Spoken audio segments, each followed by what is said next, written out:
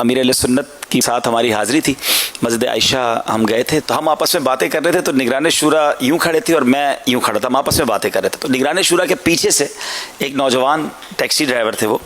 وہاں مکے میں ٹیکسی چلاتے ہیں، انہوں نے مجھے پہچان لیا،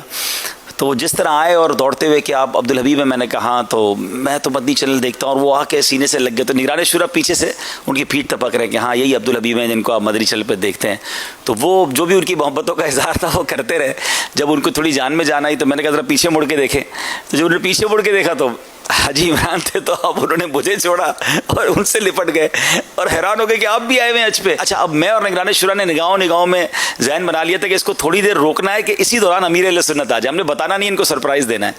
تو ہم ان سے باتیں کرتے رہے اور ہماری نگاہیں بھی وضو خانے کی طرف تھی کہ ابھی امیر اہل سنت آتے ہیں، ابھی آتے ہیں۔ اب جب تھوڑی دیر بعد امیر اہل سنت آ گئے نا، تو ہم نے باتوں ان کو کہا کہ ذرا ادھر دیکھیں۔ جب انہوں نے امیر اہل سنت کو دیکھا تو ہمیں ان کو روکنا مشکل ہو گیا، جس کو کہتے ہیں نا تیر کی طرح، وہ جس طرح دوڑے، ہمیں ڈر لگا کہ کوئی نقصان نہ پہنچا دے امیر اہل سنت کو۔ اچھا، شاید امیر اہل سنت کو یاد ہوگا کہ وہ رو بھی رہے تھے اور ہنس بھی رہے تھے، یعنی ان کی جو کیفیت تھی انہیں سمجھ نہیں آ رہا تھا، آنسو بھی اس کے بہ رہے اور ہنسی بھی نہیں رک رہی ہے، اس کو خود سمجھ نہیں آ رہا ہو کیا رہا ہے۔ اس کے بعد مجھے ایک بات جو سیکھنے کو اس دن ملی، کمال کی امیر اہل سنت کی فراست، کہ اس نے اتنی ضد کی کہ میرے ساتھ آپ نے میری ٹیکسی میں بیٹھ کے چلنا ہے،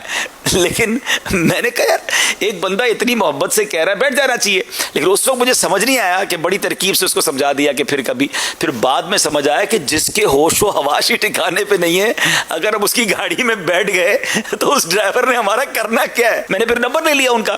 لیکن وہ ماشاءاللہ اسلامی بھائی ماشاءاللہ انہوں نے داڑھی بھی رکھ لی، مکہ شریف میں مجھ سے کئی بار ان سے ملاقات ہو چکی ہے، ماشاءاللہ ابھی بھی وہ ٹیکسی چلاتے ہیں وہاں پر۔